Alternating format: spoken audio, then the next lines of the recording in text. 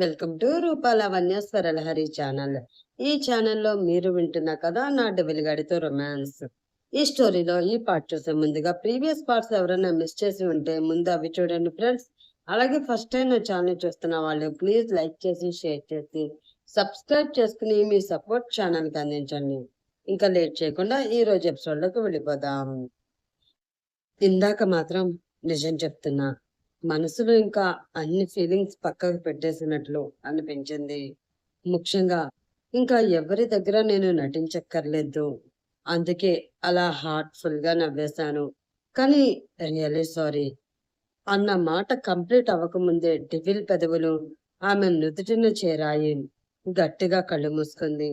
గుండె వేగం మళ్ళీ పెరుగుతూ ఉంటే అనుకోకుండా తను ఆ రోజు రాత్రి అన్న మాటలే చెవుల్లో గింగిరాలు తిరుగుతున్నాయి. నన్ను వదిలేసి వెళ్ళిపోతావా డెవిల్ అని. నిజమే, ఆ రోజు ఆ రాత్రి తను బ్రెయిన్ చెప్పిన మాటల కంటే మనసు చెప్పిన మాటలే వింది. డెవిల్ ఏ తప్పు చేయలేదు అనిపించింది ఆమెకి ఆ క్షణం. అతని ప్రేమ దక్కుతుంటే స్వార్థంగా పూర్తిగా ఆ ప్రేమ తనకే దక్కాలని కదా దగ్గరయ్యింది. ఆమె ప్రేమని కూడా పూర్తిగా అతనికి చూపించింది. అలాగే అరుణ్ డెవిల్ ని షూట్ చేస్తూ ఉంటే చూస్తూ ఉండలేకపోయింది. కానీ ఇప్పుడు రియాలిటీలోకి వచ్చేసరికి మాత్రం డెవిల్ ని మళ్ళీ యాక్సెప్ట్ చేయలేకపోతుంది. తన బుర్ర క్షణం కూడా ఖాళీ ఇవ్వకుండా ఆలోచనలు చూపించి వేడెక్కిస్తూ ఉంటే డెవిల్ మాత్రం ప్రశాంతంగా అలాగే ఉండి కళ్ళు మూసుకొని ఉండిపోయాడు. ఒక్కసారిగా అతని కళ్ళ ముందు పూనం, అరుణ్, రోహన్, జాహ్నవి, ముఖేష్ కనిపించగానే డెవిల్ ని వెనక్కి తోసేసి మొహం పక్కకు తిప్పుకుంటుంది. ఆల్రెడీ మాయ గురించి తెలుసు కాబట్టి ఇంకేం మాట్లాడకుండా జీప్ స్టార్ట్ చేసి ఇంటికి పోనిస్తాడు. అంబులెన్స్ కంటే ఫాస్ట్ గా తీసుకువెళ్లి ఒక నిమిషం ముందే ఇంటి ముందు జీప్ ఆపుతాడు. అంబులెన్స్ రావడం, అందులో నుండి పూనం గారిని వీల్ చైర్ లో కూర్చోబెట్టి మెల్లిగా లోపలికి తీసుకువస్తారు డెవిల్, మాయా. హాల్లోనే ముచ్చట్లు పెట్టుకుని కనిపిస్తారు వీరేంద్ర, మమత, రాజీబామ్మ, రియా.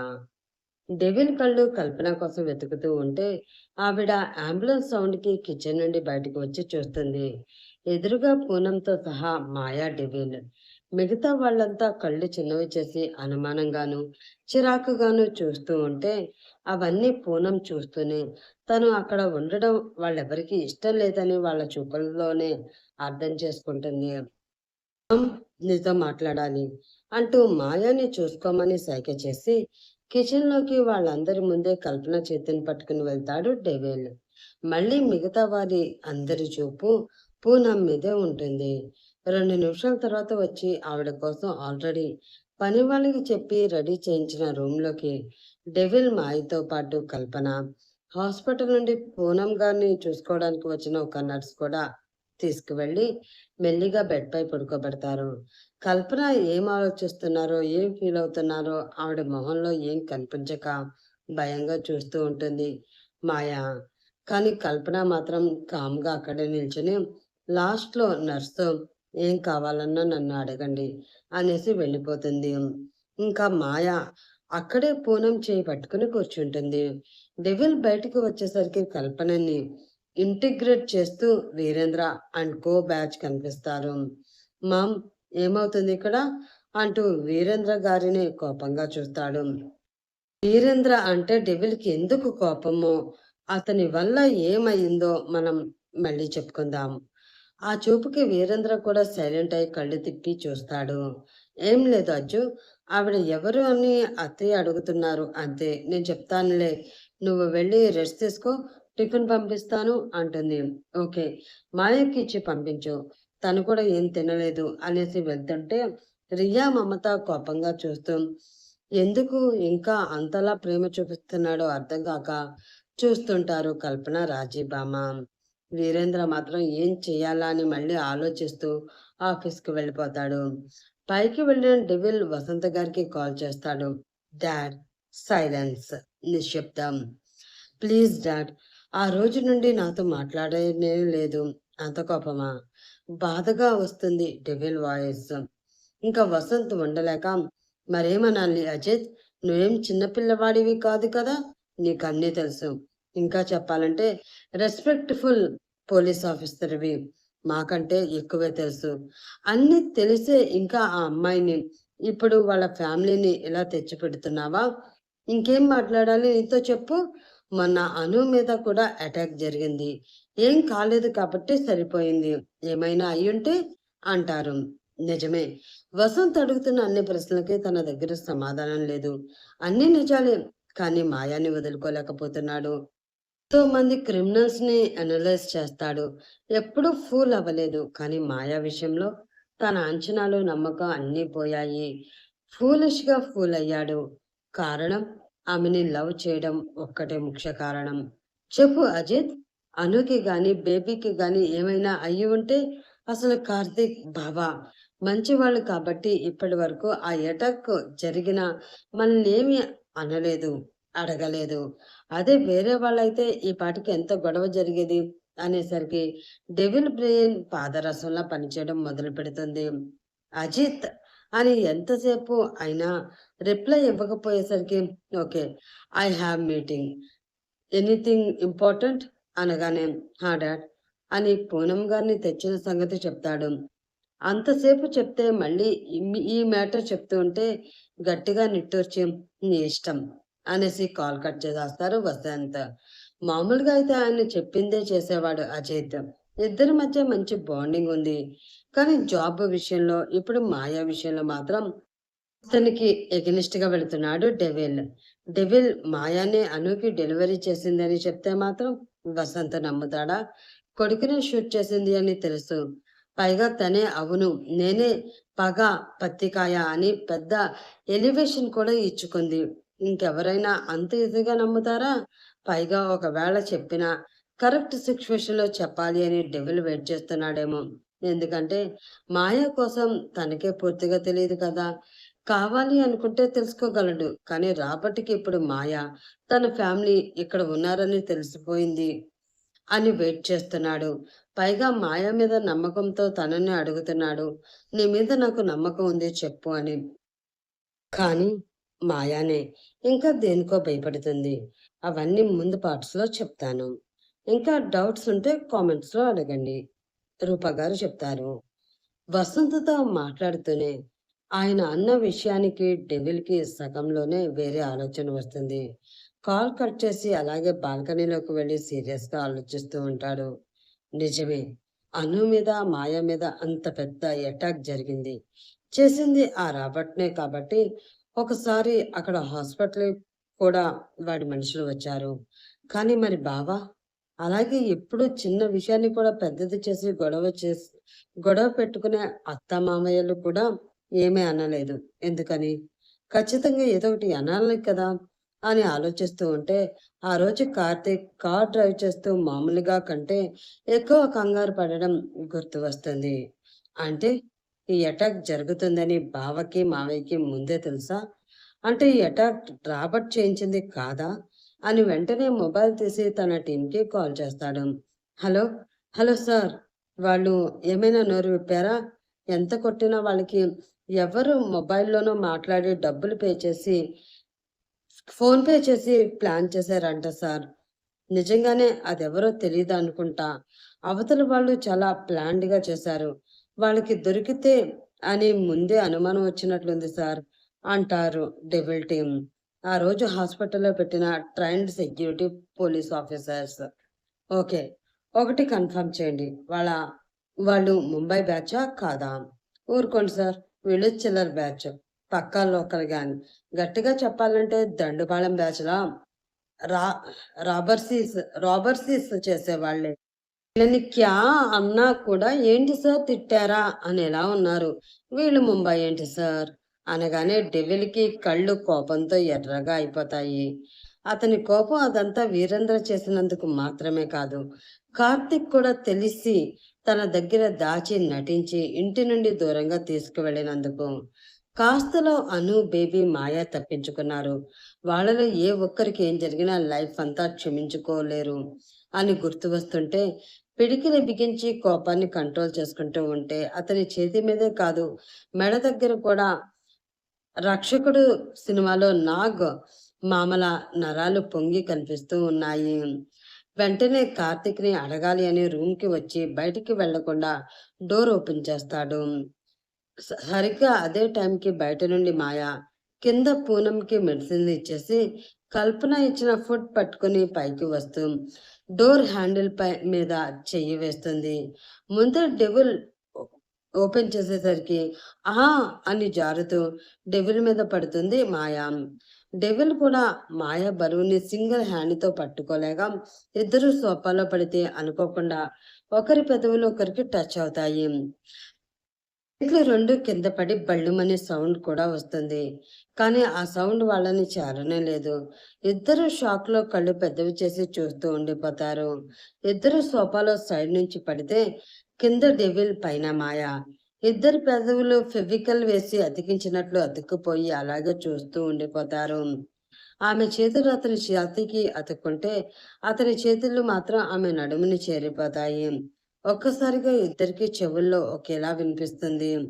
నిజంగా నేనంటే నీకిష్టమా అని మాయ గొంతు హస్కీగా వినిపిస్తే, నీ మీద నా ఇష్టం నీకు తెలియట్లేదు అంటే చూపించవలసిన ప్రేమ ఇంకా బాకీ ఉండిపోయింది అన్నమాట. చూపించనా అని డెవిల్ గొంతు. ఇద్దరి గుండెలు దక్ దక్ అంటూ ఒళ్ళంతా వేడెక్కిపోతుంది ఇద్దరికి. భోజనం తెచ్చిన విషయం కూడా మర్చిపోతే కార్తీక్ మీద కోపం డెవిల్ డిప్పకాయలోంచి పూర్తిగా పోతుంది. మంచిగా 'ఉప్పెన' మూవీలోని సాంగు ఎవరు వేయకుండానే ఇద్దరి బ్యాక్‌గ్రౌండ్‌లో వినిపిస్తూ ఉంటే, ఎక్కడో విహరిస్తున్న ఈ జంటకి సిట్యుయేషన్‌కి అస్సలు సింక్ అవ్వకుండా, నీ గూడు చెదిరింది, నీ గుండె పగిలింది, ఓ చిట్టి పావురమా ఎవరు కొట్టారు అని వినిపిస్తే మొహం వియర్డ్‌గా పెట్టి దూరం జరిగి సౌండ్ వచ్చిన వైపు చూస్తాడు డెవిల్. అది తన మొబైల్ రింగ్ టోన్ అని మాయాకి బల్బు వెలిగి గబుక్కున డెవిల్ నుండి వెనక్కి జరిగి పరిగెత్తి మొబైల్ అందుకుని సైలెంట్ లో పెడుతుంది. డెవిల్ ఫేస్ సీరియస్, మాయా ఫేస్ ఏమో తెలియని అయోమయంలో ఉంది. అలాంటి రింగ్ టోన్ ఎవరైనా పెట్టుకుంటారా అంటే, నా ఫ్రెండ్ రేణు అది చేస్తే నాకు వెంటనే తెలియాలి అని సరదాగా పెట్టింది అనగానే మళ్ళీ డెవిల్ బ్రెయిన్ ఫాస్ట్‌గా పనిచేసి, రేణు అంటే ఆఫీస్‌లో ఎంప్లాయ్ అని, మాయ ఫ్రెండ్, అలాగే శరత్ గర్ల్ ఫ్రెండ్ అని గుర్తొచ్చి గబుక్కన మాయ చేతిలో ఫోన్ లాక్కుంటాడు. హా! నా సెల్ అంటూ ముందుకు వస్తుంది. చేతిని మాయకి అందకుండా పైకెత్తేసి అలాగే సీరియస్‌గా చూస్తుంటే, అయినా లాక్ తెలీదు కదే పిచ్చి మొహమా! కంగారెందుకు? అంటూ హింట్ ఇస్తుంది మాయ అంతర్. నిజమే కదా! అనుకుని వెనక్కి జరిగేలోపు మళ్ళీ సేమ్ పాట రిపీట్. ఒసేయ్ రేణు నీకు ఈరోజు జాతరేనే అని అంతర్ తిట్టుకునే లోపే డెవిల్ లిఫ్ట్ చేయడం. అవతల నుండి రేణు నాన్ స్టాప్‌గా తిడుతూ పూనమ్‌ని ఎవరో కిడ్నాప్ చేశారని చెప్పడం జరుగుతుంది. Hello Sam పలకవే. హలో నేను అజిత్‌ని. రేణు సైలెంట్. పూనం గారు అరుణ్ ఇక్కడే నా దగ్గరే సేఫ్‌గా ఉన్నారు. మాయ కూడా ఇక్కడే ఉంది. శరత్ ఉన్నాడా? అనగానే మాయ గుండె కిడ్నీలోకి జారిపోతుంది. ఈ యెస్ సార్ ఇవ్వు. కాసేపు సైలెన్స్ తర్వాత మళ్ళీ శరత్ హలో అంటాడు టెన్షన్‌గా. నీకు నా డిపార్ట్మెంట్‌లో మాయా డీటెయిల్స్ చేంజ్ చేయడానికి హెల్ప్ చేసిన బ్లాక్ షీట్ ఎవడు? కంగుమంటుంది డెవిల్ గొంతు. మ్యాటర్ లీక్ అయిందని అర్థమయ్యాక దాచి లాభం లేదని అతని పేరు చెప్పేస్తాడు శరత్. ఓకే. అని ఒకే ఒక్క మాట అని కాల్ కట్ చేసి మళ్ళీ మాయా చేతిలో మొబైల్ పెట్టి ఫాస్ట్‌గా కిందకి వెళ్ళిపోతాడు. నోరు తెరుచుకుని చూస్తున్న మాయా మొబైల్ మళ్ళీ చేతిలోకి వచ్చాక హమ్మయ్య! తుఫాన్ తొందరగానే తీరం దాటేసింది బాబోయ్! అనుకుంటూ కిందకి చూస్తే ఫ్లోర్ నిండా ఫుడ్. దేవుడా! అనుకుంటూ అదంతా క్లీన్ చేసే పనిలో పడుతుంది మాయ. డెవిల్ తిన్నాక స్టేషన్‌కి వెళ్లి శరత్ చెప్పిన ఆఫీసర్‌ని పిలుస్తాడు. అతను రాగానే సస్పెన్షన్ ఆర్డర్ రెడీ చేసి గట్టి వార్నింగ్ ఇచ్చి అటు నుండటే కార్తీ దగ్గరికి స్టార్ట్ అవుతాడు. కార్తీక్ ఆఫీస్. నాక్ చేయకుండానే ఫోర్స్‌గా డోర్ ఓపెన్ చేసుకుని వచ్చేసరికి ఉలిక్కిపడి ఎవరాని చూస్తాడు కార్తీక్. ఎదురుగా డెవిల్ ఎర్రటి కళ్ళతో నిల్చుని అతని వైపే తీక్షణంగా చూస్తుంటాడు. అచు, నువ్వేంటింకడా అని అడుగుతాడు. కానీ అతని మొహం చూస్తుంటేనే ఏదో జరిగిందని కార్తీక్ అర్థమైపోతూ ఉంటుంది. అను మీద మాయ మీద జరిగిన అటాక్ కి నీకు సంబంధం ఉందా? అజు, చెప్పు బావా, నిజమే చెప్పు. నీకు ఆ అటాక్ ముందే జరుగుతుందని తెలుసు కదా. మన ఇంటి దగ్గర సెక్యూరిటీని కూడా ఆ రోజు పంపించేసింది మావేనే కదా. ఇంకేం చెప్తాడు? ఇప్పటికే తన వల్ల అనుకి బేబీకి త్రుటితుల్లో ప్రమాదం తప్పిపోయిందని గిల్టీగా ఫీల్ అవుతూ ఉంటాడు. ఇప్పుడు ఇలా డెవిల్ అడిగేసరికి ఫాస్ట్గా వచ్చి హత్తుకుని, సారీ అజ్జు, నిజంగా సారీ. నాన్న ఏదో చేస్తా అంటే పిచ్చివాడిలా నేను కూడా రియా ఏడుపు చూసి మాయ కోసం ఓకే అనేసాను. అను కోసం నాకు అసలు గుర్తే రాలేదు. నాన్న కూడా మామూలుగా కిడ్నాప్ చేసి తీసుకువస్తారు అని చెప్పారు కానీ వాళ్ళు అలా వైలెంట్గా బిహేవ్ చేస్తారని నేను అస్సలు అనుకోలేదు. నన్ను క్షమించు బాబా అంటూ గట్టిగా పట్టి ఆల్మోస్ట్ ఏడుస్తూ చెప్తాడు కార్తీక్. మావయ్య అంటే అనుకోవచ్చు. నువ్వు కూడా ఏంటి బావా, నీకు మాయ గురించి ఆల్రెడీ నాకు తెలిసిందంతా చెప్పా కూడా అని ఏమనాలో కూడా తెలియక ఆగిపోతాడు డెవేల్. రీజన్ తనకి కూడా తెలుసు.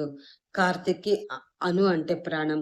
ఖచ్చితంగా అను అతని థాట్స్‌లోకి రాగానే ఒప్పుకొని ఉంటాడు అని అర్థమైన ఎందుకు అలా చేశాడు అని కోపం వస్తూ ఉంటుంది. వెంటనే దూరం జరిగి డెవిల్ చేతులు పట్టుకొని, వాడిని నాన్న కిడ్నాప్ చేసినా కూడా సేఫ్‌గా ఇంకో ప్లేస్‌లో పెట్టి అసలు వాళ్ళెవరు?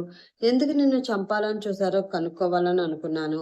కానీ నిజంగా వాళ్ళలో ఎవరికి ఏం చేయాలని నేను అనుకోలేదు బావ. అను మీద ప్రామిస్ అంటాడు. అందుకే ఆ రోజు వీరేంద్ర అతని ప్లాన్ కోసం చెప్పగానే కార్తీక్ చిన్నగా నవ్వుకుంటాడు. ఇంకా డెవిల్ కూడా ఏమీ అనలేక ప్లీజ్ అదంతా నేను చూసుకుంటాను బావ. మళ్ళీ ఇది రిపీట్ అయితే అస్సలు బాగోదు. అండ్ అని ఒక్క క్షణం ఆపి సీరియస్‌గా చూస్తూ, మావయ్యకి ఈ మ్యాటర్‌లో ఏం చేయాలో నేను చూసుకుంటాను. నువ్వు మా మధ్యలోకి రాకు అని మళ్ళీ అక్కడి నుంచి వచ్చేస్తాడు. కార్తీక్‌కి నిజంగానే మనసులో భారం చాలా వరకు దిగిపోయినట్లే అనిపిస్తుంది. నెక్స్ట్ పార్ట్‌లో ఇప్పుడు ఇంతలా గొంతు చించుకుని అరుస్తున్న దానివి, ఆ రోజు నైట్ నాతో ఎందుకున్నావు? గట్టిగా తన వైపుకి లాగి కోపంగా చూస్తూ అడుగుతాడు డెవిల్. ప్రేమించాను. ప్రేమించాను కాబట్టి.